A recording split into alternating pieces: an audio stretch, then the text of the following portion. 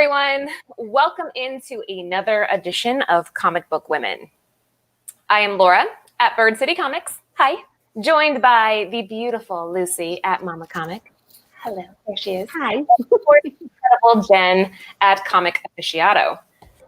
If you guys haven't already, please subscribe to the page and make sure that you are following Comic Book Women on Instagram.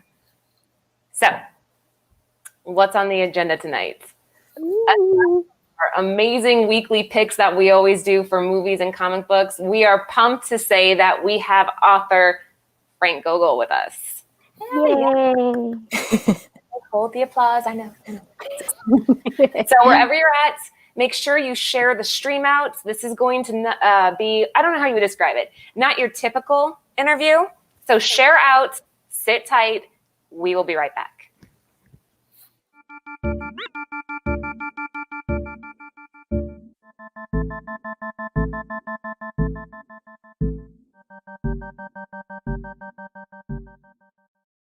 Oh, Frank, did you see that picture of you? You're like staring off into the sunset. Yeah, there's a great story behind that picture. It was Boston Comic Con or Fan Expo Boston, like 3 years ago. I think it was my first time there, and my wife and I went to get a salad or something at one of the restaurants on the waterfront because it's right down there on the waterfront. And I was just looking off like out at the water because now I live on the West Coast and I hate the Pacific Ocean, so like when I could look at the Atlantic, I was like, yeah, let's look at the Atlantic.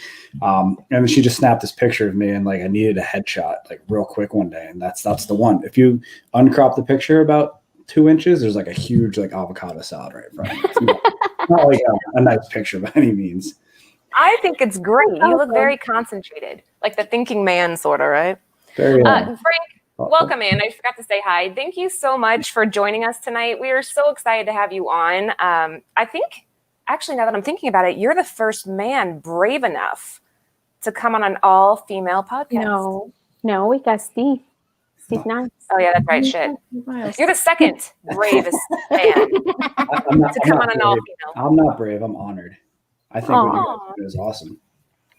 We're all like, oh, this is what happens when you're with a bunch of girls. We're like, oh, that's so sweet. All right. I'm kidding. My PR person maybe. No, he didn't have a choice, guys. He was stuck.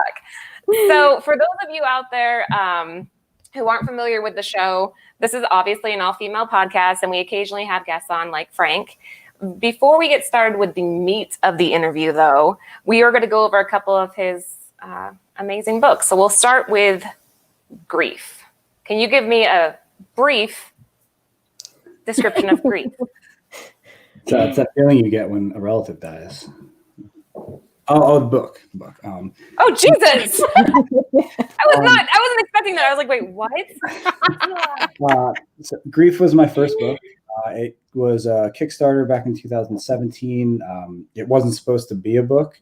It was like the first stuff I ever wrote, like just kind of learning how to write comics. I wrote 10 short stories kind of as like portfolio pieces. And then I wanted to like get some of the money back because making comics is really expensive. So I figured out how to kind of kit bash it into a book. And it turned out a lot better than I thought it was going to. Source Point Press picked it up. It came out in print in 2018. The second printing of the book came out this year in March. And it's sort of the book that kicked off my career. Oh, and it's about stories about the grieving process. It's like horror and sci-fi stories about people dealing with things like loss of a loved one, addiction, mental illness, things that are near and dear to my heart or don't get talked enough about in comics. Wow, that's and amazing. All short stories. Yes. Wow, that is What's so the story cool. behind the cover?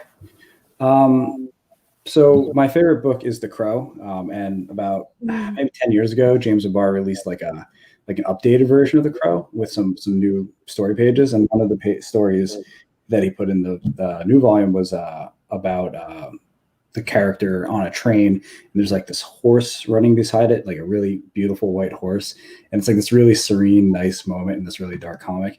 And then like the train pulls out of the horse, and you see the horse like get caught in like a barbed wire fence as the train's pulling away. It's really horrific, but like that always reminded me of this idea of like the struggle between like grief and hope, kind of like, dark and light. And I wanted to kind of capture something like that for this book because it's called Grief, but it really is about hope. Like most of the stories are pretty uplifting and at least inspire a little hope by the end of the book.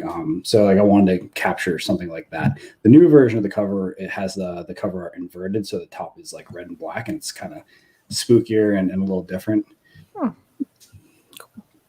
That's a pretty. It's a pretty cool cover. I really like it. Is this one that you'd be walking by and you're like, okay, I gotta stop, right? They say don't judge a book by its cover, but we all do. And this is definitely one where I'd be walking by like, okay, what's happening here? And I would stop for this one. The interior art, who's that done by? So because it's a short story collection, there's a few artists and colorists. Okay. Most of the book is done by Nenad Civitakainen, who did Dead End Kids with me and who's doing the new Dead End Kids with me. He's my oldest and most frequent collaborator. I think he did 6 of the 10 stories. A Norwegian artist named Kim Holm did a story. God, I'm going to forget people. The pages we're looking at are by, they're right there on the cover. Ryan Faust did these pages that we're looking at right now for the Dog Boy story. Bethany Varney did one of my favorite stories in the book called The World. That's towards the end of the book. And Jay Saliva did the last story. Well, the artwork looks incredible. I have not had the chance to grab this, but I'm going to need to. Jen, Lucy, have you guys picked this up yet? No, I haven't. I missed this one, but I want to read it now. I know, right? Like, but now we're definitely going to have to. Okay, so that's the first one. Now we're going a little out of order in terms of when they were published, but let's move on to, of course, No Heroine. My favorite. So No Heroine is the book that came out this year. It is sort of my love letter to Buffy the Vampire Slayer. I grew up watching Buffy way too young. I was 9 when Buffy premiered, and I watched it from day one. And I always wanted to tell a Buffy story because, in comics, you don't get to decide what licenses you get to work on. It's somebody else's decision. And I wanted to tell a Vampire Slayer story, so I did. But it was always about kind of finding like the right angle into it, like a reason for me to tell the story. Like I like to tell stories about stuff that matters to me. So I kind of paired the idea of a Buffy type female heroine who is also a recovering drug addict and kind of like on a journey to fixing her life and making amends for the kind of terrible shit she's done to her family and friends over the years. And that's sort of where this book came from. Came out this year, did really well. I love this cover so much. Like both of these covers, the Peach Momoko cover. I don't know if you can see it in my screen, but the original art's right there. Oh, I see it. You got the OA of this? I do. This thing behind me makes me look so much cooler than I am. There's Avengers #1. Fantastic Four #1 signed by Stan Lee, and I just got Fantastic Four #5 the other day. It's the first Doctor Doom. Yeah, nice. So it's just it's not supposed to be me like flexing. It's just where it's at right now. Showing off, huh? You're showing off. Flex, please. Yeah, so that's No Heroine. How'd you come across the logo? Oh, sorry. I was just gonna ask the same thing. How did you get her to do a cover for No Heroine? Honestly, it wasn't me, and it was sort of like right time, right place. Hive Comics did a set of variant covers for the book. They did covers for 1, 2, and 3, and they were done in like December or January of this past year, so almost a year ago. And the book was in previews and started coming out like right around the time Peach like really got big, and it just kind of right time, right place kind of thing. We could have been like a month before or a month after. Like it just worked out that they came out like right when she was doing the Boom contract and the Marvel contract. She's an excellent collaborator. She's so sweet and she's so talented. Like I honestly had no idea who she was when the guys at Hive were like, yeah, we're gonna do it with this. And then I thought about a buddy of mine, Garrett Gunn, who does Franklin and Ghost at Source Point Press and some other stuff. He actually had her do a commission at a con we were at last year and took me over to her table and introduced me. I had no idea who she was, and I didn't recognize her art when it came back around. And then I felt like such an asshole. I was like, oh, I do know her. I do. But yeah, no, the cover had nothing to do with me. I wish I could take credit. Yeah, that's a really nice cover. I really like this one. And sadly, I wasn't able to pick this one up. It was sold out at my comic book store. Same. But it's really cool. I really want to read this one. I'm just gonna give you guys like a PDF drop of everything, even the new stuff. I got you. Thank you. You know what? Well, we'll talk about it once we go to the next one. But yeah, You do this. I have to say this, Frank. I almost wore my Sunnydale High School T-shirt in honor of you, but then I was like, "That's so corny. I can't do that." No, you know, it would have been perfect. I'm such a fucking nerd. I'm a big nerd. Like, I had a call for a book that I can't talk about today. It's a licensed property that I'm going to write for next year. And I did a screen share on the video call, and not even thinking about it, but the background on my computer is of that property, and like I'm talking to the editor, and it just looked like such a total fucking nerd. But that's who I am. I would appreciate it. So if you want to go change, like I'll wait. It's fine. If not, that's fine too. Okay, I think I will here in a second. He's calling me out Do of we it. have any Buffy comic fans here? Ooh, Like in the group or? Either or, I guess. I never got into it, honestly. The show, but maybe now I need to check it out because I know a lot of people that they love the show. It's super good. If you want to, it's on Hulu right now. Yeah, I did. I seen it and I had passed it and I just kind of like, I don't know, never got my attention. And I love that kind of stuff. I love vampires. I love all the what do you call all that craziness? Yeah, I like all that stuff. I'm into all the horror stuff. So I'm surprised. I don't know why I never, I think it was because I felt it was kind of cheesy. Yeah, a little Maybe bit. that's why. And then I'm more into that whole like really nasty, scary stuff. The episode of The Gentleman was great. The Gentleman. I need to. Yeah, top 5. Ooh, that sounds kind of like one that a story that in Mexico we have, El Catrín, we call it, which is kind of like The Gentleman. So that would be interesting. I'm gonna need to check that one out. Well, that's one of the weird things about. I asked because in the Buffy comic, this is going to be a really roundabout way to get into this, but I think it's the Angel comic that came out last year. Spike's wearing a Taking Back Sunnydale shirt, which is a reference to a T-shirt, bringing it back to where we started, but also it's a Taking Back Sunday pun, and I'm a huge Taking Back Sunday fan. So like I just, anytime somebody's got a cheesy T-shirt, I'm all for it. Nice. Okay, you know what? I'm going to go change here when we get to this next slide. I got to prove that I have this. I'll be right back. Okay. You guys just talk about Momo. Well, what's really cool about the Buffy comics is that I feel like it was one of the first TV shows to do a season 8 in the comics, and I was like, that's freaking brilliant. Yeah, I was pretty happy when Dark Horse announced that. Oh, where'd everybody go? What happened? I know. What happened? What happened?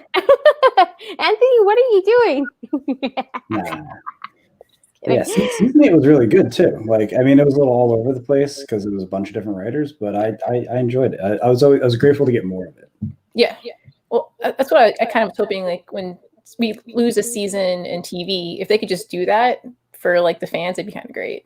And it's kind of nice because there's a little more freedom. Like you're not necessarily bound by budget. You're bound by what the artist can render on the page, which is always a lot more. Oh, look at that. She wasn't Told lying. you. There it is. She had it ready. It's actually all like wrinkly right now, so this is just like whatever. But there you go. This is in honor of you, Frank. I appreciate it. It's made my night. Aw. That's how we roll here. We dress for our guests. We dress to impress. Yeah, I was watching one of your previous interviews. Sorry, my mic's being annoying. And you were saying that this is basically Buffy meets Tank Girl, correct? Buffy meets Tank Girl? More or less. I mean, she's punk rock. She's a little more hardcore. I think maybe it's got a little more of an emotional core to it than most Tank Girl comics, but outside of that, it's super accurate. Hey, look at that. The shirt's a hit. All right. So now moving on to the next one, because we still have a lot we're to have you here all night. I swear, we're not going to let you leave. So much for Dead End Kids. Same Tell us about it. So Dead End Kids was the book that came out between No Heroine and Grief. It came out last summer. And, if I can say this without sounding kind of like full of myself, it's the book that put me on a lot of people's maps. It's the story of 3 kids in 1999 who are trying to solve their friend's murder. So it's a little bit Stand By Me, a little bit Hardy Boys, but darker and more violent. And it's it's a murder mystery. It's a whodunit set in the 90s, a little coming of age story. But it's really about these kids and what they're going through at home, and kind of like taking a look at childhood trauma and this idea that, or this question rather, that, do the things that happened to you as a kid, fuck you up so bad that you become a bad person, or can you, kind of fight against that? Do you have any kind of control over what your trauma does to you? And I'd say this is probably my favorite series I've written, just because there's so much of me in it. Like each one of those kids is at least in part based on me, if not the people I grew up with and who've been, I've been close with over the years. It's almost an anti coming of age story in a lot of ways. Like so many of those books, The Sandlot is a movie, Stand By Me. They always end kind of with the kids separating at the end and kind of going on and having their own lives. It's like it was the best summer of our lives, and then we grew up. And that's not really been my experience. I'm still very close with the kids I grew up with, and I talk to them every day. And I kind of wanted to kind of turn the genre on its head a little bit and see what like that tight relationship looks like. How do those bonds form? How do you deal with something like losing a friend at such a young age? Like there's just so much in this book, and it's crazy to me that it's only 3 issues.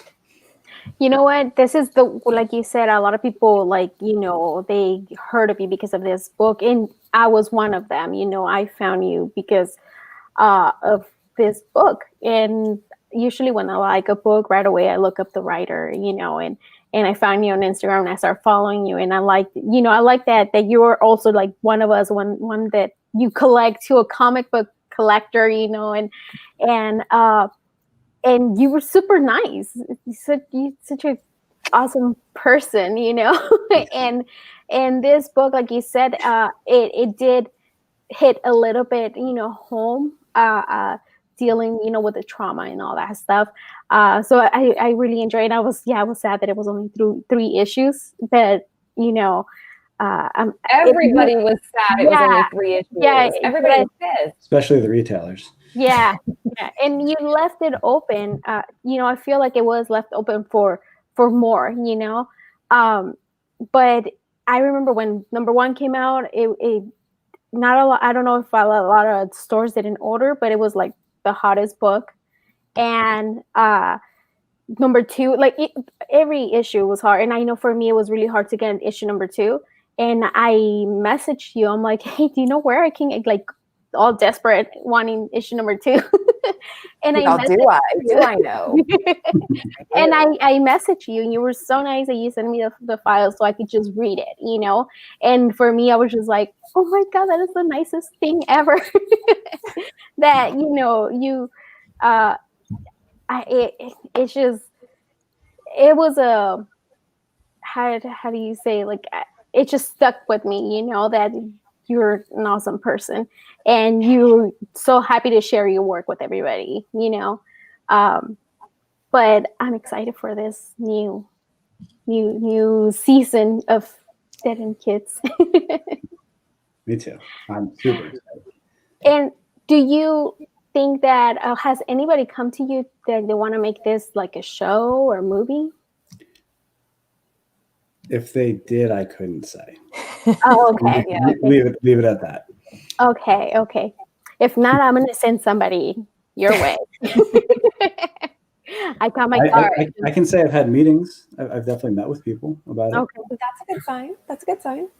Awesome. So before we move on to the juicy questions, that's how I'm calling them, Frank. Where can people find your books? What's the easiest way to get a hold of your stuff? For the older stuff that's out already, Grief, Dead End Kids, SourcePoint Press has a web store. They're the publisher. Your retailers can order them too. They're still in print. Like I said, the second print of Grief is out. Good luck finding No Heroine 1, 2, or 3. I don't even know copy number 2, so good luck. But the trade of that is in previews right now. So the collected edition will be out in January. So you can pre-order that at any retailer anywhere in the world. Maybe you have a favorite. Maybe they're watching right now. Maybe they're on the panel. I don't know. And what's the other book? Oh, Dead End Kids, The Suburban Job is also in previews right now. The first issue is for pre-order for another week or 10 days, something like that. And we've got a few covers. I'll run through them real quick. You guys saw the main cover. This is Chris Madd, who did the interiors for No Heroine. He was the cover artist on Dead End Kids. We had him back. It's the whole team back together. We've got a 1-5 cover by Ryan Kincaid. This is the first in a set of 4 connecting covers. I just saw the 4th cover today, and like how they all fit together. It looks amazing. And we have a 1 in 10 Ben Templesmith cover. Oh wow, that's nice. Yeah, they're all super nice. And yeah, that's up for pre-order right now. It's a new cast, so if you missed the first book, it's not required reading. But if you did read the first series and loved it, it is the same team, so it's the same look, feel, same kind of storytelling. So it's more of what you liked the first time around, I hope. That is good news, because everybody was just super bummed when the first 3 ended. It was like, no, we're not ready. So I'm glad to see you coming back. And now, I'm sorry, I'm like staring at the peach mocha behind you this whole time. I'm like looking past you. That is so badass. Okay. Guys, I promised you a slightly different interview for tonight. We did the standard stuff. If you saw Frank on Tales from the Flipside, most of the standard stuff has been pretty much covered. So we're going to dig a little deeper tonight. We want to get to know Frank. Who are you, Frank? Who's Frank? Okay. First question, Jen, what do you want to ask him? Let's get this rolling. I was super curious what your favorite cartoon growing up was. I don't know that I could pick one. There was sort of like a block of cartoons that really informed me growing up and kind of are the reason I read comics. So I definitely grew up on the Teenage Mutant Ninja Turtles cartoon. I was born in 1987. I believe that's the year the cartoon started. So that was like, with me for the first few years of my life. Then in the early 90s, we had, Spider-Man, the animated series, Batman, the animated series, X-Men, the animated series for sure. The lesser loved, but equally good Fantastic Four and Hulk animated series. So all of those really kind of contributed to my love of comics and superheroes. The Power Rangers, which is not a cartoon per se, but also was a huge part of that. And then Buffy, like we were talking about, that core group of things right there, all are the reason I write comics for sure. It's funny because you mentioned a 3 out of the 4 that you posted on Instagram as like your wish list to write for. Yeah, Beast Wars is on there too, but that was like 1997, so I'm not going to consider it part of the block. But yeah, one of these days, I promise. Well, I mean, TMNT and Beast Wars is still IDW, I believe, and then Power Rangers and Buffy are both Boom. So, I mean, I think we should hashtag that out. Yeah, definitely campaign for it because it looks better if other people do it. We are going to. That's our plan. That's our master plan here. Those editors are tired of hearing from me. That's awesome. We're going to spread the word. Those are what you want to work on. We've got to ask you, which was your favorite turtle? Growing up, it was always Michelangelo. I think he was probably like the most accessible to a child, but like as I've gotten older, it's stuff like Raph. Your Power Ranger. Which one was your Power Ranger? Jason, the Red Ranger from the original series, but mostly because he came back later as the first Gold Ranger, and I always thought that was like the coolest thing in the whole world. Yeah. I love it. I want to be Trini. I thought she was the coolest. I loved her. I thought she was so cool, badass. Well, everybody wanted to be the Pink Ranger. I wanted to be the Yellow Ranger. Well, that was kind of like how I got to like Jason, because Tommy came in, the Green Ranger, and he's been like the core of the franchise for 30 years, and everyone loves Tommy. Fuck Tommy. So I kind of like Jason out of resentment for like very popular people. Maybe I was never one. I'm holding it against it. I don't know. But yeah, no, I definitely get where you're coming from. Mm-hmm. Yeah. What's weird is like as a kid, I never noticed that the Yellow Ranger in the cutscenes from Japan was a guy. And then when I heard it, I was like, nuh-uh. And then I rewatched it and I was like, oh, it is. Oh my God, I can't believe I never knew that. Yeah. Jason was a boss, Tommy was a crybaby. Exactly. Well, 100%. I liked him as like a kid, and when I rewatched him, I was like, man, Kimberly kind of like has him on a leash a little bit. What's going on here? Well, that like he came in and changed the dynamic of the show. It was like Power Rangers, and then it was Tommy and Friends. Yeah, it's like I don't want to watch that. I did think it was cool when he shared his shield with the Red Ranger and the Black Ranger. I was like, oh, it looks cool. I like that. Keep doing that. All right, Lucy. Now, Frank, you're gonna have to brace yourself. This is a serious question. So, which one do you pick, Star Wars or Star Trek? Fuck them both. What? That's a cop-out answer. You gotta pick one. I like it. No, he said fuck them both. So. I mean, fuck them both? Yeah. Listen, I think that Star Trek has a lot of value. It's just not for me. Like, it's just Yeah, I've watched a little bit of each of the series. I watched the movies, and like just military and space kind of thing isn't my jam. Like I don't really like military stories in general. Star Trek, for a while, I thought was great, but every time a new movie came out, I was like, this sucks more and more. It was like it's just there's 2 good movies out of 9 or 10 movies, and then like some really good cartoons that I did enjoy. But on the whole, like when most of your major content is not good, like can you honestly say something's good? You know, I would definitely pick Star Wars over Star Trek if there was a gun to my head, but I'd probably go watch Buffy instead. Yeah. That's awesome. I was not expecting that. I was thinking for sure Star Wars, right? It wasn't everybody thinking he was a Star Wars fan. See, we're getting to know. People are laughing. Did I just get canceled? I know. Oh, hashtag Frank cancel. Damn, Frank, know your audience. This is a bunch of comic book people. Make me famous. I love it. I love that you said it. You know, the newer Star Trek movies were pretty good. What was the guy that's in like them? Hottie. The same guy who ruined Star Wars. Abrams. Yeah, J.J. Abrams. No. Who am I thinking, guys? The cute guy. Oh, you know, Oscar Isaacs? Or Chris, the other Chris. Pine? Yeah, Chris Pine. Chris Pine.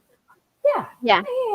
Those are solid movies. They were entertaining. I mean, they were entertaining, but they like lost the core concept of what Star Trek is supposed to be about. Like they became action movies instead of like peace across the universe, like positive message movies. So like, yeah, they're good, but they're not good Star Trek movies. Just like the most recent Power Rangers movie was a good movie. It just wasn't a good Power Rangers movie. Yeah. That last end scene where they called for like they gave us with the end credit scene about like it's coming soon, like the next one with Tommy, and I was like, that's interesting. And then now they're gonna get rebooted again, so maybe better. It'll be better this time though, because Brian Hill's writing it, and he's a Buffy writer from the comics, and he's a really talented guy, so I trust him. Wow. Very rarely are the 3 of us just shocked. I am shocked. That was not what I was. Okay. So let's get you one. This one you have to have an answer. It's a definitive. All right, Frank. If you could have one superpower that's every comic nerd's dream, you get to choose it. What would it be? This is pretty easy. Like, all right, bear with me. I would like to be able to stop time and like hop into like a pocket dimension so I could do shit and like not waste time. That's mine. Okay, sorry. That's what I said. Like, you know, just me and my therapist hop in there, like we fix whatever the fuck's going on with me, like I come back and I'm good, you know. If I have to write a paper or whatever, like in college, just hop in there, get it done. Yeah. All right, that's not exactly the angle I went with. I thought more like going and visiting like ancient Egypt and stuff. Oh, you want time travel? What? You don't want to stop time. You want time travel. Well, no, I want to control time. I want to be able to pause it. Okay. Well, that's the same thing. As long as I can continue to do things while time is stopped, like in Sex Criminals, you know, without having to get to it that way. I guess that's not bad either, but it's not why we're here. Yeah, stop time and be able to write my scripts and then start time again and not waste time doing that. Like get my workout done while time stops so I don't lose my day, you know? So you don't miss out on other stuff because you're working. Exactly. I can wake up on Friday morning and watch The Mandalorian before everyone else and spoil it for them instead. I just watched The Mandalorian. I don't understand why everybody got so upset over that egg scene. I was talking to Jen about this. I'm like, what is the big deal? Because like, I was thinking like being upset. That's really all it is. They just wanted something to bitch about. Anthony and I were sitting there, we're like, okay, he ate an egg, yeah. Sorry, spoiler. But everybody's so mad, and I'm like, dude, that's not that big of a deal. Yeah, wait. I'm confused. What are you talking about? It's fine. I'm confused. I don't watch it, so I don't know what you guys are talking about. Oh, the child eats like a little like frog egg that this human-sized frog lady's carrying with her to get him to safety, and the child eats one. And it became like this huge controversy. Like everybody was freaking out over it. So when I had read about the controversy prior to watching the episode, I was expecting like something big. But then I watched it, I'm like, that was underwhelming. Yeah. Okay. If Twitter's mad about it, don't listen. Yeah, I got my Christmas tree, guys. Yeah, I was gonna say something, but then I didn't want to. Go ahead. I'm It cool. looks great. It looks great. Thank you. We'll see. My thing is, and I have said it, it's I need to take all my Christmas stuff out to see if I need to buy more. I still have time to go and buy it. I do that with comics. I take them all out to see if I need more. And I always do. There you go. Weirdest fucking thing. You know my theory. I just need to figure it out. And you know what? I buy everything at Dollar Tree. So Me too. Well, not anymore. We don't have that in California. California is terrible. But when I lived in New Jersey, we did. wait, there's one here. Well, I'm in California and I'm in Palm Springs, and there's like Dollar Tree on every corner. There's nothing good in San Francisco. Not a damn. Oh, okay. Here, there's like a bunch of them. So yeah. This is a Order weird. online.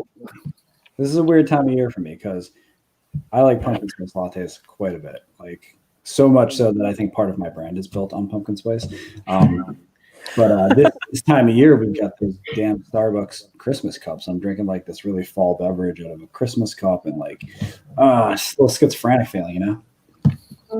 I need to send you some pumpkin spice lattes.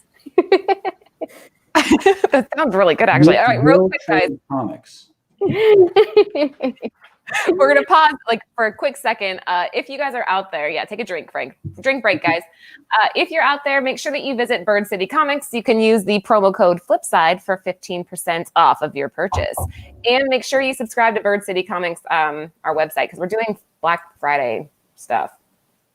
Anyways, all right, moving on. So let's see here. The control time thing. People are liking that one. That's a cool pick, but Lucy, cover this. Oh, okay. So we're doing a giveaway with Phantom Star Killer. Just make sure you guys follow our Instagram, Comic Book Woman, and share our Instagram. Make sure to tag our Comic Book Woman, and make sure you follow the YouTube channel and like, comment, and all that shenanigans. But yeah, make sure to tag us on Comic Book Woman. I'm horrible at trying to. No, that was great. You got the point across. Okay. You know what I mean. Like, share, comment, tag us, all that. Listen, if you've seen a YouTube video before, you know what she's asking you to do. Yes. Yeah. Yes. Did you say 10 out of 10, Frank, or did you say 9 out of 10? I said 9 out of 10. I thought there was a little bit of room for improvement, like just a smidge. But it's her first time. Like it's the practice run. It's fine. Yes. Yeah. There you go. Yeah. So make sure you guys do all that, and you get a chance to win this Phantom Star Killer, and they will be announcing the next week. Whoever wins next week will be choosing next week on CBSI Tales. Oh wait, top 10. If not here. We'll announce it. We'll post it. Whoever wins on Comic Book Woman page on Instagram. So make sure you guys are following us. Okay, moving on. All right, moving on. Lucy has a question for you next. Okay. How do you prepare for what do you on cons? Like you go to your cons. How do you prepare? What's your favorites? What do you like to eat when you're there? Because usually they don't have great food, the ones that I've been. What do you? Salad, apparently. If you remember his look, he eats salad. Yeah. Avocado salad. Avocado salad. See? So how do I prepare? I have sort of like a go bag that I have put together over the years. I think I've done about 50 cons at this point, so I know what I need to bring with me. I have 2 bags usually. One is a roller suitcase that I put a short box full of product in, comics, copies of Dead End Kids and whatnot. And then I've got like a pretty cool travel backpack that's where I put my iPad or whatever I'm going to read on the plane, clothes, stuff like that. And there's like a whole list of things I bring with me: PayPal reader, stuff like that, change, a little billfold thing for different kinds of dollars and bullshit like that. So traveling to cons is really intense for me because I do a lot of them, and I do work a day job, which not everybody in the comics industry does. So it's usually me working till like 6 on Friday, hopping on a plane at like 8, flying overnight to the East Coast if it's New York Comic Con, getting in at like 6 o'clock in the morning, and then like heading to the Javits Center and working for 4 days on my feet. Usually I don't sleep a lot at cons because there's a lot of people and things going on and to see and hang out with. So they're pretty exhausting. And then I fly home. I usually get home like very early Monday morning, like 2 or 3 local time. And then I get up at like 8 and go to work. I haven't done this in a while, so I'm trying to like go through the steps in my head. It's been like not much. What was the last con you went to? C2E2, which was like February this year, I think. So yeah, I did 2 this year. It was like so long ago. Yeah, and now the next C2E2 is until next December. Like, Yeah, that sucks. I'm not going there and just December. Do cons provide like food for the artists, or you have to provide your own? It depends. It depends. So usually, because my publisher is really, really incredible in so many ways, they provide us booth space. So it's sort of like a symbiotic relationship. Think Venom and Eddie Brock, right? I fly out to the con and they put me up at their booth, so I don't have to pay for a table. And I work the booth. I sell their product and my product, and kind of everybody wins. And most shows they'll put up the hotel room too. It's me like sleeping in a bed with 3 other dudes, but it's a free bed and hotels are expensive. So it's like being in a punk band. We're on the road, and I do this like 20 times a year. It's insane. So certain shows will do food. Depends on like the size of the show. Medium shows, there's usually a green room for like almost anybody who's working the show. The bigger the show, like the more kind of stingy they get. Like when I go to New York or San Diego, I can't even go within 100 feet of the green room. It's like there's a restraining order on 4 comic creators. Like just nope, no free food for you. So I do have to kind of fend for myself for food. Eating at cons usually goes one of 2 ways. It's either I do a lot of fasting in my like everyday life just to kind of like curb calorie intake and make sure, because I sit a lot all day and I don't want to like become this crazy obese old man. So I usually try to keep doing that. So I'll eat at like 12 or 2 every day. And kind of just eat what I can get, but like use the fasting as a way to fight against the pretzel and the beer and stuff like that. Other shows, it's just a complete train wreck. Like when I go to New York, I don't even try. Like it's 4 days of pizza and beer and whiskey, and mostly beer and whiskey. If there's a candy that one of your fans can bring you, what candy will you choose? But wait, choose answer really carefully. Choose, because there's the Boondock Saints. I can't remember which one said Reese's Pieces, and he's like every single convention now people bring it to him. So he's like he wants to change his after like years of having Reese's Pieces. He's like, okay, hang on. Yeah. So, no, totally. Well, let me start by saying Reese's Pieces is the worst Reese's product by a long shot.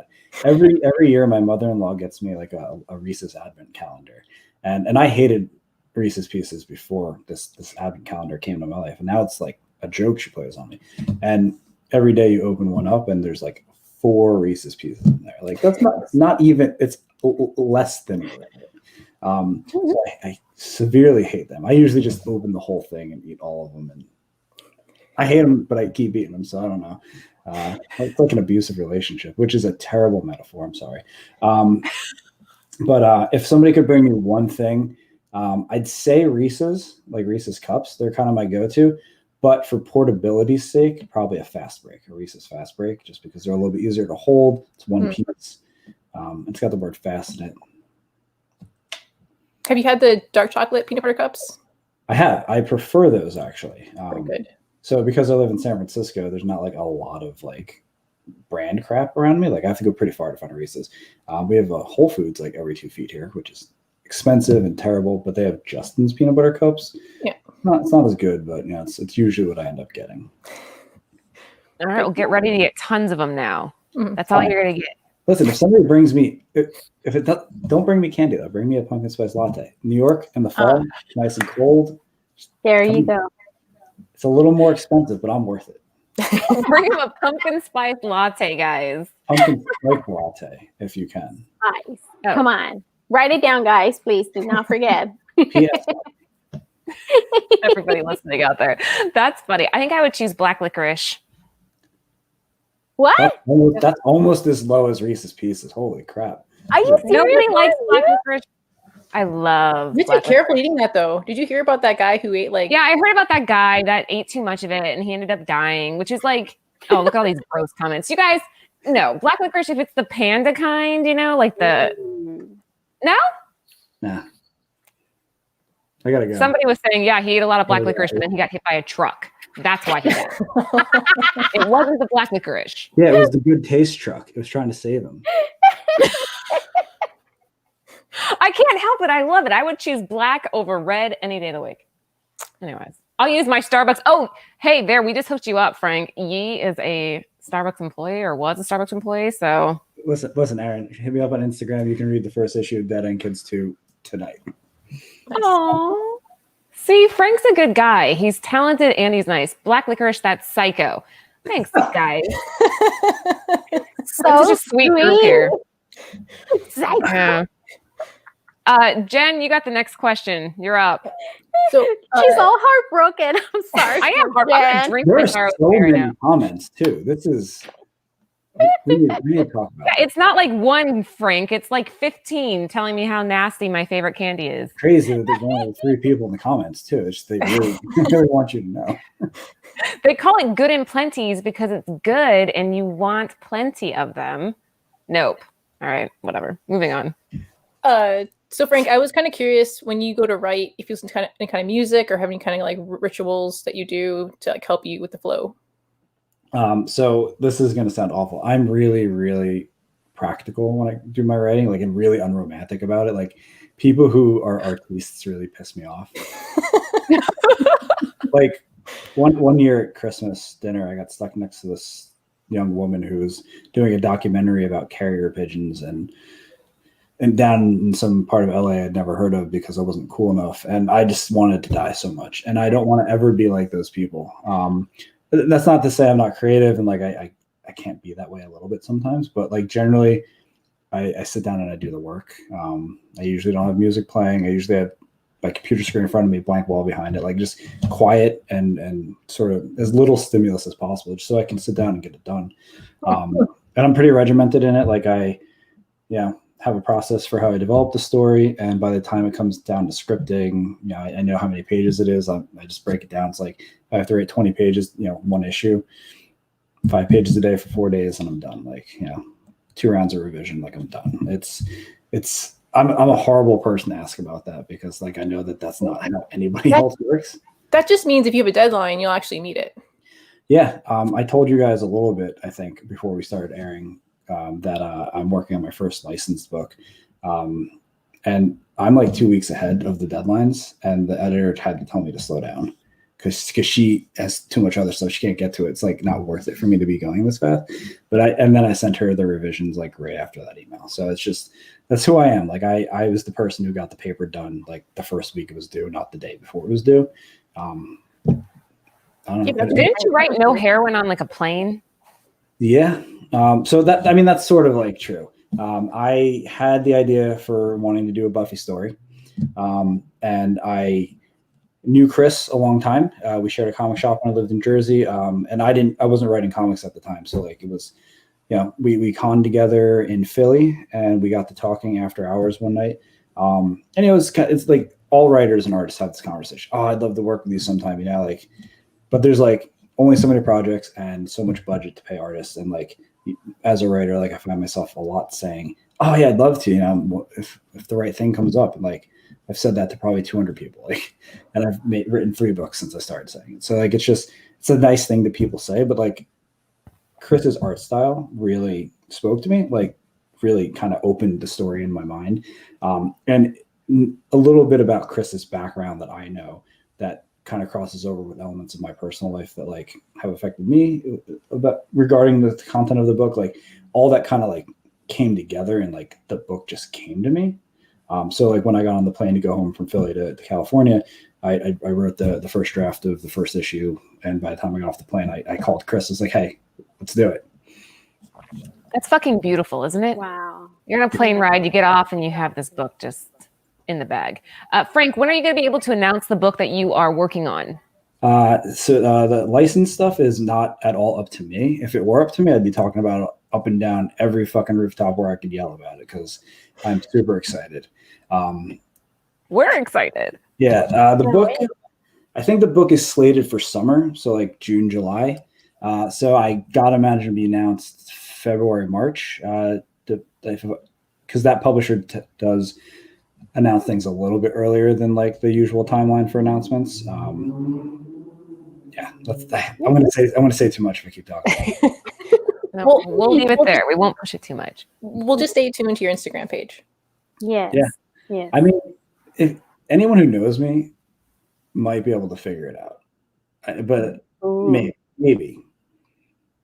Oh, we're Laura. It's a top 10 property for me.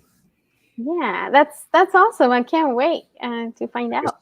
I guess Laura wanted to go check out my Instagram, trying to figure out. I pushed a button. Sorry. Shit. Sorry. She's so hurt about her licorice that she left.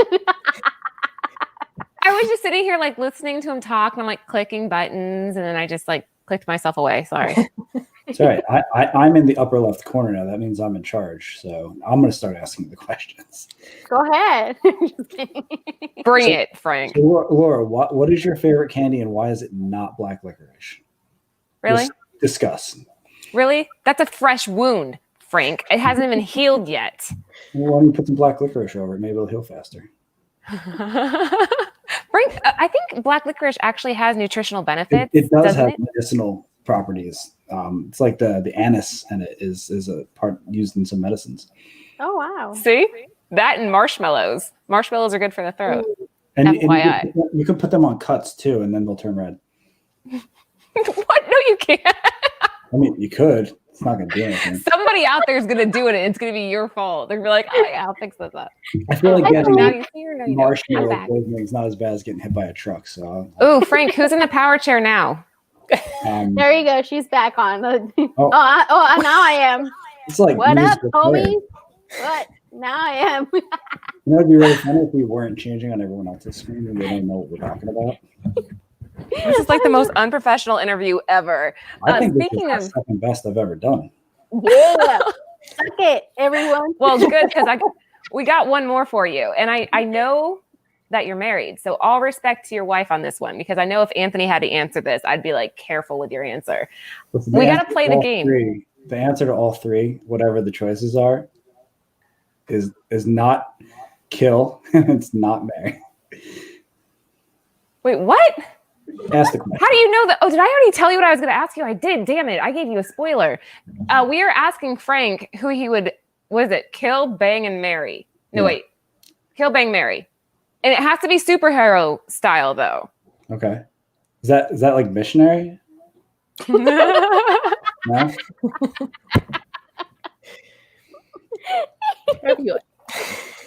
However you feel more comfortable. And now I'm bright red. Thanks. Oh, look at Anthony's putting I'll answer. No, you won't. Frank Gogol will answer. So yeah, let's start with kill. Okay. Okay. Oh, so you're not going to give me choices? I can just pick anybody? Yeah, you have to pick. I'm not going to pick for you. Isn't that the game, though? You give three options? Yeah, usually you give three, yeah. Three. Oh, well, yeah, no, I'm not doing that. Okay. Who would I kill? It's got to be a superhero? It has to be a superhero. It has to be female. Well, I guess it doesn't have to be. I mean, that's your choice. That puts me in a really tough position. Like, that's like some women in refrigerator shit, and I don't want to go there, but I will. Carol Danvers. Easy answer. Really? We were talking about this the other day. Why? Because she might kill me. Like, you just got to take her out first. Like, I don't know. She's military. I don't trust the military. There you go. But no, it's my wife's favorite superhero. And I feel like I would just destroy her. I hope she's listening. I hope she's standing in the background like, really? If she's about to hear who I would bang. So, like, I mean, it's not like it's going to get any better from here. And then she's going to go and kill her. So, That's the reason I get to make comics, and I love her very much. So, there you go. Nice save. Nice save. That's a professional right there. All right. So, we're killing. Wife. All right. Let's move to marry. We'll save bang for last. Who would you marry? Ooh, anyone in comics. Any female in comics. Girls, you guys can answer too, by the way, while Frank's debating. Who would you marry in comics? I'll marry Wonder Woman. Wonder Woman would be good. I think Kate Pride. Not Kitty Pride, Kate Pride from Marauders. I have never heard that answer. Why? Because she's awesome. She's badass, total badass. See, Jen, so yeah. Actually, wait, time out. I take it back. What superheroine can stop time? Because if I can't do it, my wife needs to do it. I don't think any superheroines can. Jen? I think heroin. Who's got clock tower? Wait, why didn't you say Buffy? You should marry Buffy, right? No, I want her and Angel to be together. Kill Captain Marvel, bang Catwoman, marry Wonder Woman. There you go. You see? Catwoman would be a good time. I feel like she knows like some really good places to get some dinner beforehand. Like I don't like fancy restaurants. I feel like she'd take me to like the pizza place, and like I'd be okay with that. All right, who would you bang? Harley Quinn, right? She-Hulk. She-Hulk. She'd have you like pinned down. Exactly. That. Listen, I like it. I like that. It's a totally made up scenario, so I can just have the most fun with it, and I feel like I'd learn something from that experience. That sounds. I like that. I like Walters. Yeah. She's green though. That wouldn't kind of turn you off a little bit. It's like everyone's green too. Everyone's the same color in the dark. There you and go. you don't like Star Trek? Chris Pine like hooks up with a blue chick in Star Trek, I think. So he does. Because there's like the whole like alien thing. I forgot who I was talking to about like some alien in like Star Trek, and they're like, "Ew, oh, B'Elanna Torres," because she's like half Klingon, half human, and they're like, "Ew." I'm like, "Oh, she has his head ridges," and then it was this whole thing about like aliens and. Well, listen, other parts might not be exactly a 1-to-1 situation. I think there's a Futurama joke about teeth somewhere that they don't belong. Futurama, yeah. So I mean, not ideal. I don't want to judge other people's cultures, but She-Hulk is hot. You have people agreeing with you on this. Yeah, I love She-Hulk. you know, now that I'm thinking about it, though, I might want to take it back only because I just remembered that there's like a really bad off-brand porno where China, the wrestler, plays She-Hulk. Really? Yeah, it's real bad. It's real bad. Well, but She-Hulk in the comics is always like she was hot. She's not like Is she a lawyer? Or am I Well, wrong? I mean, Yeah, she's a lawyer. also it's like two women really, because she could be Jen Walters if she wants true. to, right? There Like, you go. You got So- 2 for 1. There you go. like I can have like sister hookups, or I don't know what the word there is. I'm a happily married man, and my wife is incredible. And if you're watching, I believe every word. This is just pretend. Just pretend. Unless you're into it. We'll talk.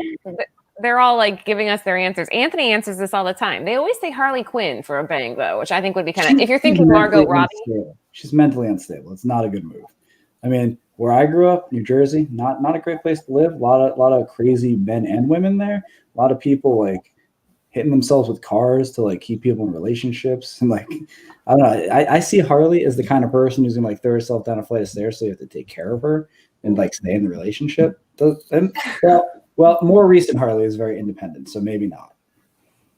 More. Martini the guys night. Oh no, this is not a full martini. Don't judge me, guys. It's like a Miss Light. Fancy, you were here with a martini. I know. Well, Anthony brought it. I'm like not trying for to. sure. Now, That's funny. Let's see my. red drink, red shirt, red face. Got the whole. I know. Well, that's your fault. Apologize. Damn it. I was doing okay, then I turned bright red. There was a point in my life where I could not talk in front of other people without turning red. Like I would give presentations in class just scarlet red, like looking like a cherry tomato, and I knew it, but I just sit up there and do it. And then at some point that just stopped. And I think comics is the reason. Like once I started doing panels, I couldn't care less anymore. Yeah, you're probably the most chill human being ever. Yeah. Aside from Jen. Jen's pretty damn chill. She is chill. I was thinking that. That's her mode. It's like chill. Yeah.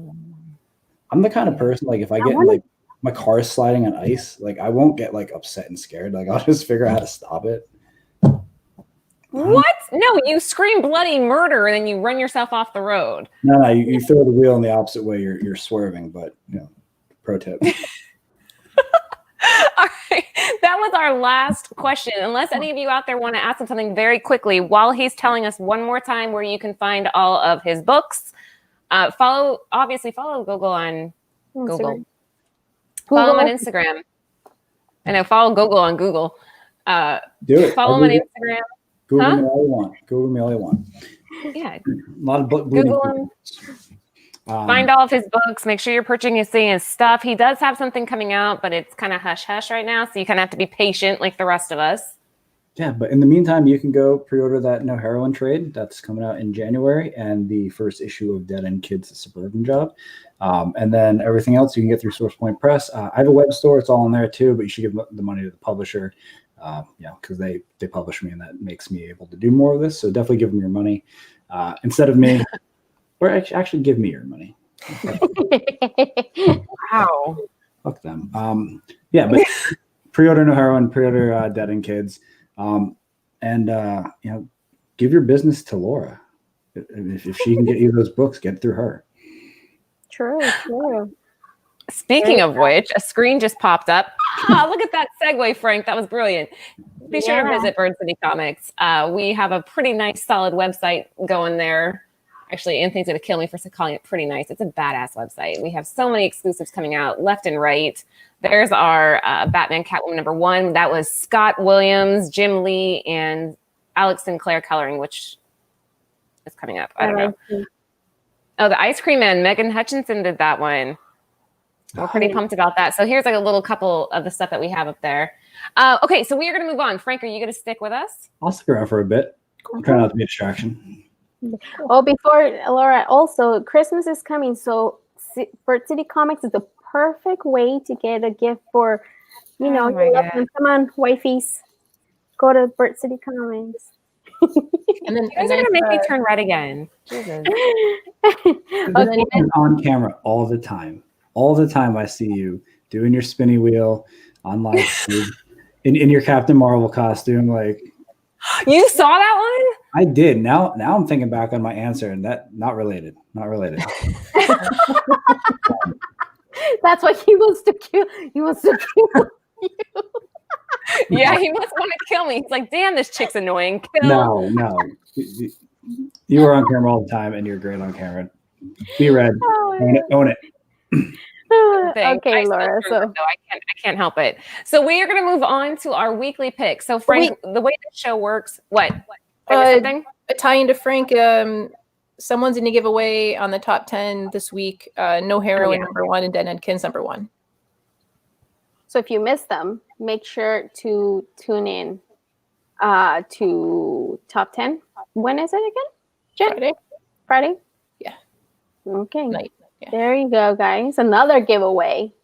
Hey, we're full of giveaways over here. We're giving away stuff left and right, huh? That's badass. Mm-hmm. So you got to make sure that you're following and subscribing, and so you have a chance to win this stuff.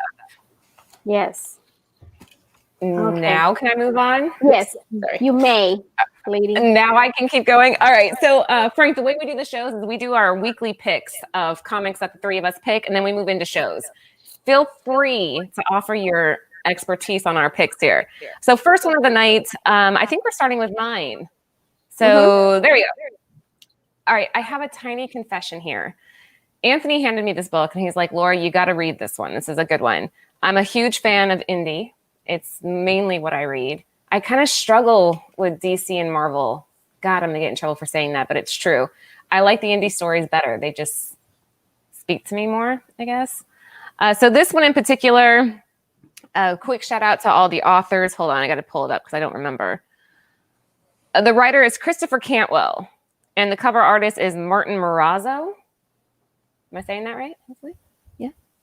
Anyways, this is a story about a 15-year-old girl, and she's kind of disturbed, I guess would be the way to describe it. Oh, there you go. People out there have probably already read it. I only read the first issue so far, but here's the synopsis that's online. Over the course of 51 days in Chicago, an unknown woman appears publicly 11 times, flying at speeds of 120 miles per hour. Then she suddenly dies in a fiery explosion. And so this girl, her name's Luna, becomes obsessed with kind of learning about who this woman is. It's an interesting story. I've only gotten one issue in, but I'm kind of hooked. So if you're looking for something to read, have any of you guys read this? I haven't. I haven't. I've read Cantwell's stuff before. He's on Iron Man right now, and I think he just finished a Doctor Doom run at Marvel. He's a really good writer. Really good writer. Like, it just sucks you in, man. Oh, there you go. Cantwell's writing Iron Man right now. So if you need something to read, this is a good one to pick up. I could see this. I mean, I'm not trying to spec the hell out of it, but I could see this becoming more and more popular as Cantwell becomes more and more popular. So, creator of TV show *Halt and Catch Fire*. I did not know that. Man, you guys know everything. Okay, so that would be my pick for this week, and we will move on to Jen's. Okay, well, real quick. Maybe I should be next because my comic pick is also my TV pick. Is this which one's this one? This is the same. Okay, so Exo Squad is like it's a 90s cartoon. If you guys actually, the CBSI did the back 9. Phil picked this one. And I was like, dang it, Phil, if we would have had time last week, I would have this already been up already, but he beat me to it. So it's, that's the comic. Yeah, that's on screen. It was supposed to be, this is issue 0. It was supposed to be 1 through 3, but then 1 through 3 never happened. Linwin wrote it. I love it. I got it for $2 at back issue bin, so it's not expensive at all. One thing that Phil brought up in his article that I didn't know was that it's only like a 15K print run from like Topps Comics, which was a thing for a while. But the TV series was great. It's only 2 seasons. It was supposed to be a 3rd, and then that got canceled. And then the creators tried to do a movie, and that got like canceled and pushed off. But there's been like for years, like rumors of it coming back somehow.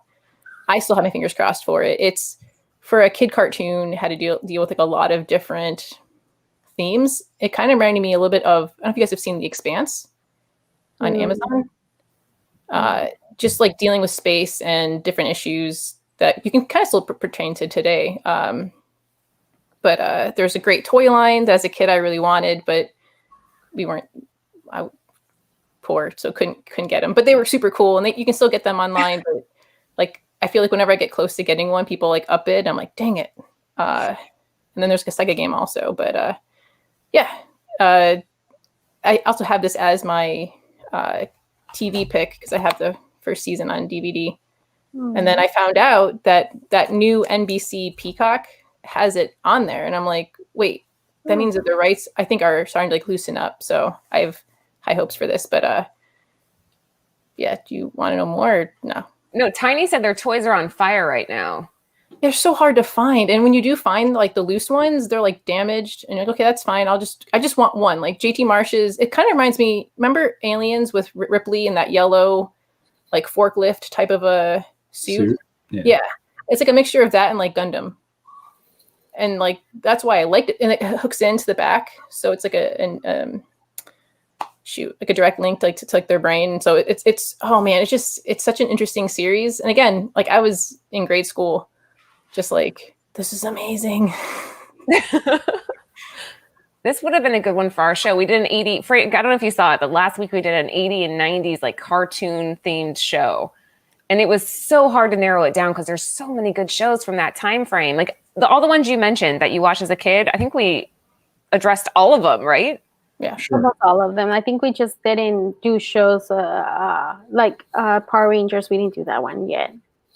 But we're doing a part 2, hopefully. So yeah, hopefully soon here. All right. Well, very cool. So that would be Jen's. That's her pick for comic and for a show, which I haven't watched or read either. Damn it. Well, no, it's not. When people talk about like 80s and 90s cartoons, this is one that's like not everyone knows about it. Even when I was looking for the comic, whenever I ask comic book stores, they'd be like Topps, and I'm like, yeah, Topps had comics in the 90s, you know. And then Exo Squad, like it just. So basically, we're already terraforming and colonizing Venus and Mars. And then there's like space pirates, and we like make, it tells like, oh, we finally reached a peaceful Earth, like time in our history. and then we choose, like, we need help terraforming Mars and Venus because we have a hard time doing it. So we make a physically superior, strong species called the Neo Sapiens to kind of help us. But like in true human fashion, we don't always see, even though we evolved to like, I think our highest state, we then like backslid a little bit and like didn't treat them so well. And then like they revolt. And then what's cool about like in that picture, we see like the whole team. The last one is Marcella, and he actually like joins the humans because he thinks that there should be like a purple guy. Yeah, he's like blue. Yeah. So like he believes that we can cohabitate, and he's striving for that. But there's still like some racism going on with like how people treat him. But he's fine. He's like he understands that that's going to happen. But like I don't know, like he has like a higher way of viewing things because you find out his backstory. It's a lot involved. But like you can Lucy, Frank, have you guys seen this? Read it? Anything? I haven't, but it sounds like a much better version of Star Trek. I was just going to say that. This is right up your alley, Frank. You love space stuff, right? Yeah.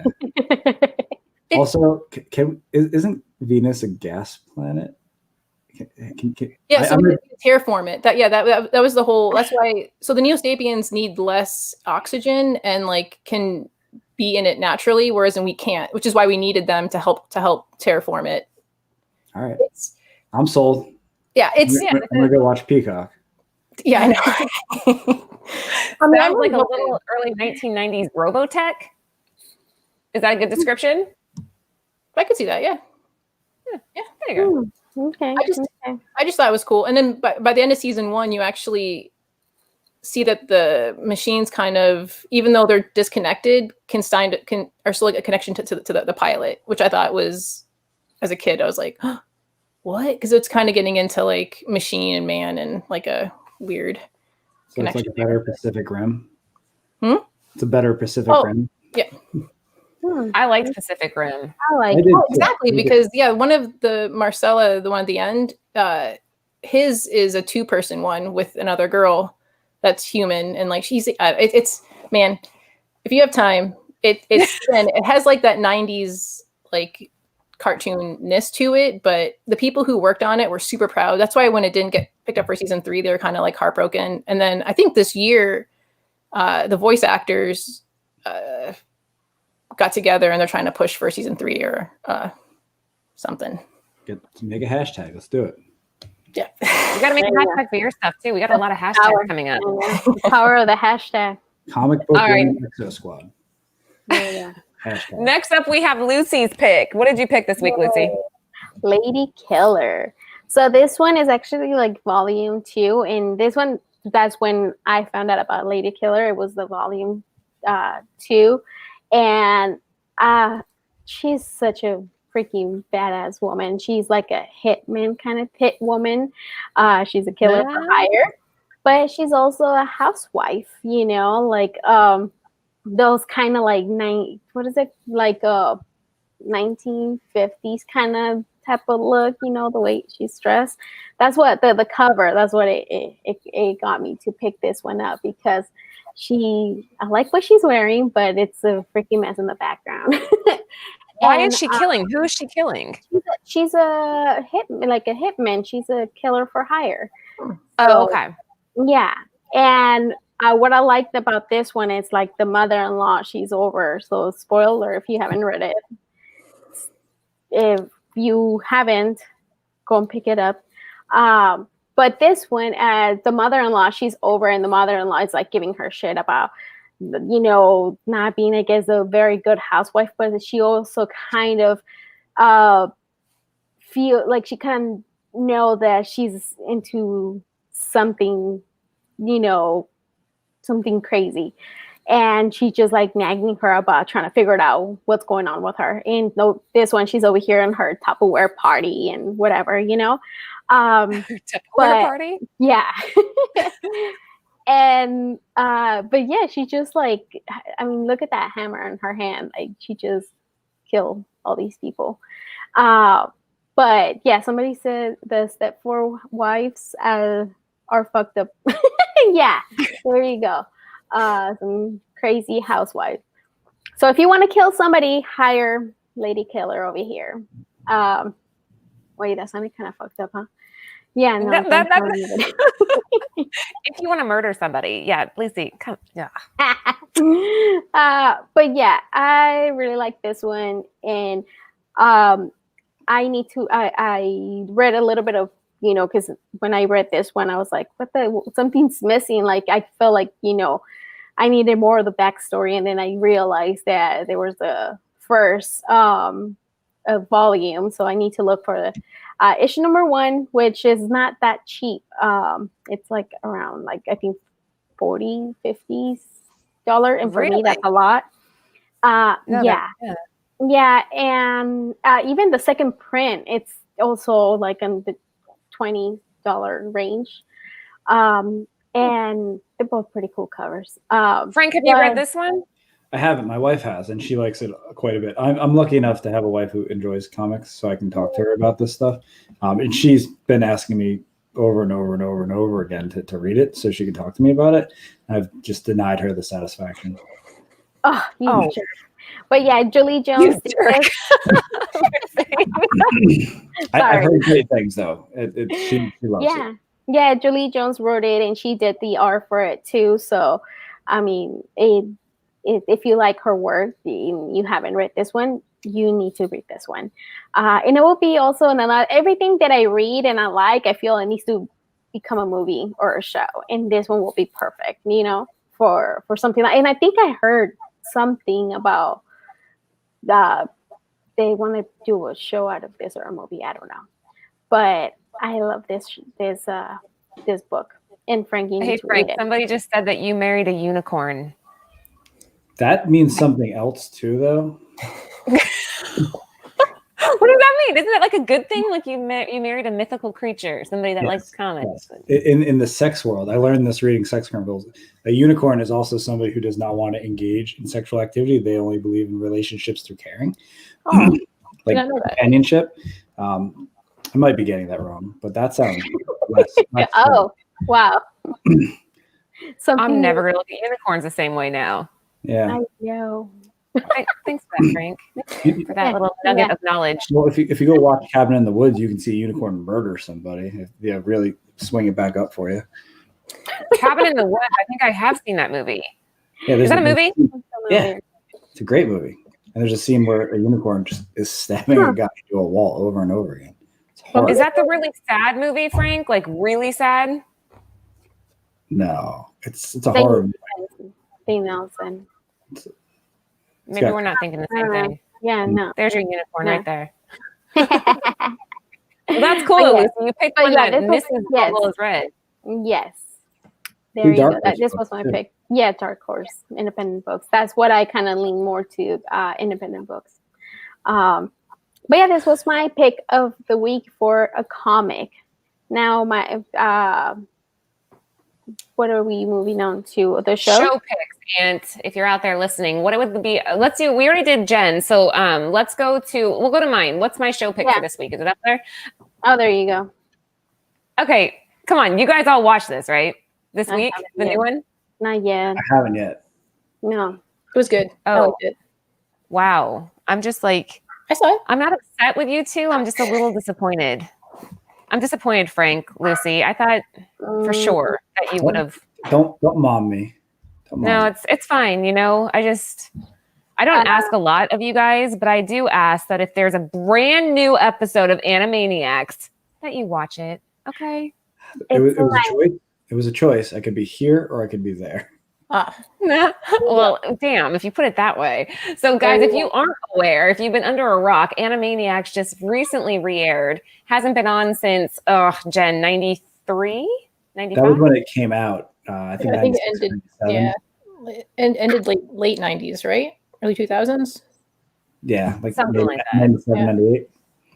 So the first episode of this, Lucy, Frank, was the most epic intro ever. Jen and I were talking about it. I don't want to give too much away because you guys haven't seen it. So those of you out there, I don't want to spoil it, but the first episode, the first minute and a half, I was like, no shit. This is what they went with. They took such a cool angle to bring this back. So I am expecting both Frank and Lucy to watch this and get back to me on what you think. I think I know what it is, though. Which, if it is what I think it is, it's awesome. Well, what do you think it is? Like it's like a meta commentary on reboots. Like don't they like dig them up or something like that? And they're like, you got to do it again. Yeah. Can I say, Jen? I mean, he's right. He's right. I was asked. Spoilers. Yeah. Spoilers. There's lots of spoilers here, guys. So if you haven't watched this, first 10 seconds, we're telling you now. It ended in 1998, but it starts as the opening scene. Well, not the opening scene, but the opening scene is a scene from the original Jurassic Park. You guys know the part where they're in the Jeep and like Ellie, the character Ellie's looking down at that leaf and she's like, this hasn't been around since, blah, blah, blah. And he like takes her head and turns it. And that's when they see the long necks. Same idea. I love how much you love that movie. I can tell. I named my daughter after that movie. Little side note here. The main character in that movie, her name's Ellie, which is my daughter's name. Her name's Ellie. And the actress was Laura. My name's Laura. There you go. Oh my God, it is. Isn't that poetic? Wild. I named my kid after Jurassic Park. But anyway, this is my pick of the week. And I know people in the chat are saying that they are kind of liberal. Yeah, I mean, wait, your name's Laura? Really?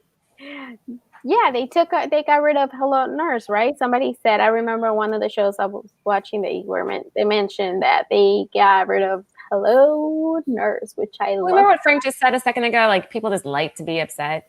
Like, that's, whatever. Oh, it's a fucking cartoon. Come on. Yeah. It's a fucking cartoon. Get over it. Yeah. We're supposed to get political, but there you go. So that was my pick. Now, Lucy, what was your pick for shows for the... You always say I pick the weirdest stuff. You picked the weirdest stuff?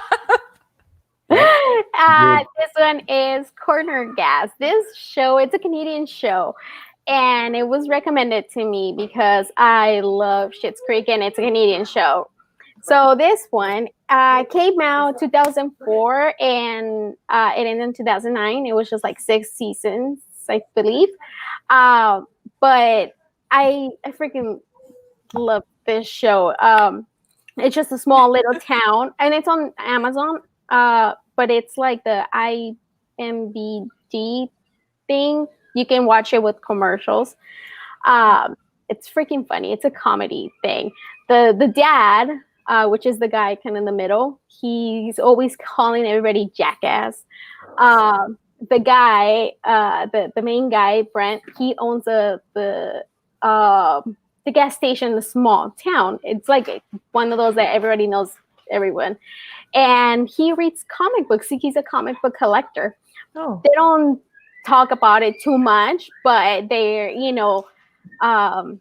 always like, a lot of the times he's holding a comic book, which when he's holding the comic book, I'm like, oh my God, I can't believe he's holding that comic like that.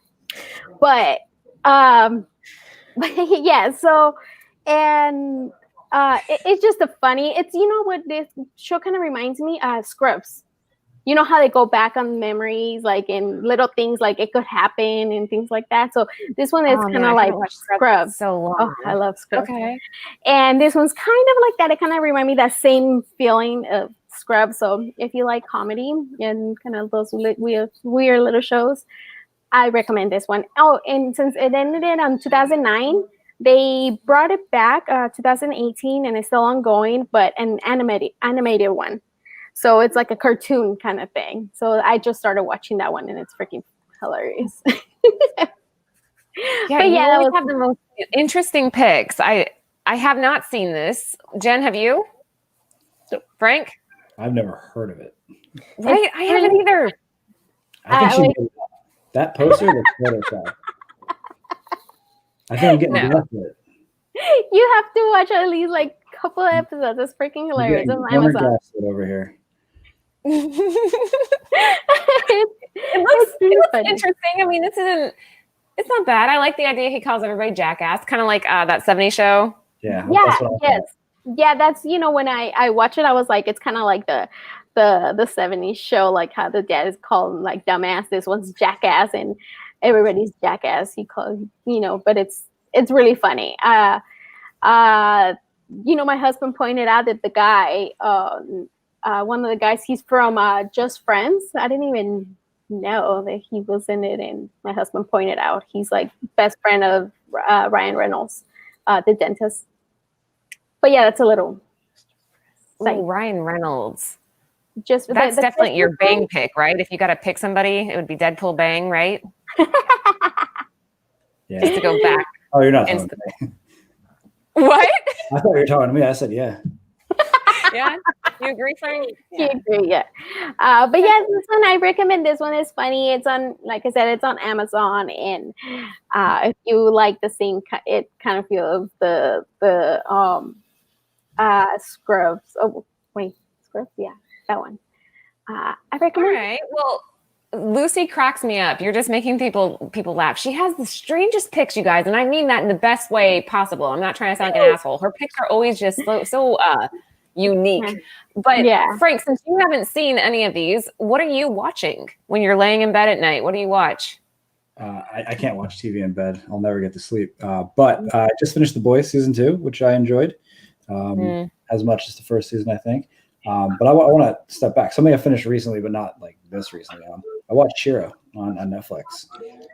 My wife was a huge fan of it, and I was like, no, I'm not watching that princess crap, and I was so wrong. Wait, what was it? Shira. Oh, okay. Yeah, but it's a solid 5, 6 seasons. I can't remember, but it's like 13 episodes a season, like 2 seasons are 6 and 7 episodes, so they essentially are 1 season. But it's tight story, great use of all the world building that they had from the original series. Really interesting choices. I thought it was great. Like, I mean, as somebody who thinks about writing every single day, like there's so much good stuff to steal from that show, and it's genuinely funny. Like there are moments that made me laugh out loud. And I don't laugh at almost anything. Like, I hate laughing, and that show made me laugh. So I would highly. You laughed a couple times tonight. We've seen it. Yeah, well, at you, yes. I'll take it. That's fine. So yeah, everyone should check out Shira. And then this is an even older one, but I showed my wife Django Unchained last night, and that's still incredible. Such a good movie. Have you seen The Queen's Gambit yet? I haven't. It takes a long time for me to get to newer stuff, just because I have to kind of make the time. And for Netflix, I can usually do it because it all comes out at once. But for like The Mandalorian and stuff that's weekly, like I have to let it build up so I can watch it all in a row. I haven't gotten to Queen's Gambit. It's on the list. It's not super high, but I have heard good things and I'm interested in it. It has 100% rating on Rotten Tomatoes right now. 100%, you guys. Like, that's unheard of, right? That's a unicorn. Yeah, it's also, I think I read it's got the most views per household for a Netflix show ever in the first week. Yeah, I reviewed that one a few weeks back, and it's badass. 80 million or something like that. Yeah, no shit. Yeah. And then they're saying on the news that like sales for people who sell chess has gone up like times 3. Kind of like when the Hunger Games came out, everybody wanted to join archery. I guess that was like a thing. Everybody was like, I want to be an archer. But it's like, no, you don't. You're not Katniss. Go sit back down. You know, it's crazy. Like, that same effect doesn't happen in comics. Like, when comic book movies come out, comic sales don't like move at all. Like, they should make a movie about making comics so people can want to be comic book creators. Like, adapt understanding comics or something like that. There you go. You have an idea now. Yeah. Make that movie. Sorry. I got to make the other movies first. I mean, what? It would be nice to get more people pulled into this hobby. But all right, we totally ran over. I apologize to anybody out there. Actually, no, I don't. I don't apologize because it was awesome. And we had Frank, and it was so much fun. So if you haven't already, please subscribe to Comic Book Women, the channel. Follow Frank on Instagram and make sure that you check out his stuff. I already saw a ton of people in the chat saying that they're hunting down your books as we speak. So that's fantastic. Support the creators so that they can keep on. I laughed at Frank Gogel's explanation of a unicorn. We're equal. See, now you got me. Make sure that you follow Jen, and Lucy does a YouTube show. Frank, listen to this. She does a YouTube show where she interviews people that have dealt with real life. You explain it better, Lucy. Go ahead. Well, if you know, like that, I don't know if you believe in paranormal ghosts or anything like that, but people who have experience with things like that, I interview them and I want them to tell me their story. This past episode that I had this guy and we talked about what did we talk about? What is it called? The sleep paralysis. Like, you know, some people think that it's like a medical thing, but some people think that it's like the devil, or that somebody's like, you know, standing right there, like you can see kind of like in between like dead people. That shit freaks me out, Lucy. You know, so it's like, you know, like some people kind of believe they're skeptical, some they don't, and we talked about that. And people, when they go visit haunted places, and what they experience and things like that. So that's what I talk about on my show. And I'm taking a break this weekend. I do it on Saturday, but I'm coming back next week, and I'm starting my little segment, comic book nightmares. So I'm having people coming to my show, and they're gonna talk to me about their comic book nightmares, like you know, getting damaged books, anything that people are afraid of. You know, anything they're afraid of when it comes to comic books. And I'm gonna do 1 week of the Tales by Lucy and with the ghost stories, and the other one's gonna be their comic book nightmares. Very cool. So yeah, make sure, Frank, I bought your comics, by the way. See, we're getting you sales there, brother. Yeah, Lucy M. Star. Hell yeah. That's very cool. This is what we want to see. We want to see all of you out there supporting the people that come onto the shows, because I mean, we want him to keep on creating his stuff. So we will sign off for tonight. Do you guys have anything to add? Okay. Right. No. All right, you guys have a great night. Have a safe Thanksgiving, and we will be back next Tuesday at 9 p.m. Eastern Standard Time. Good night.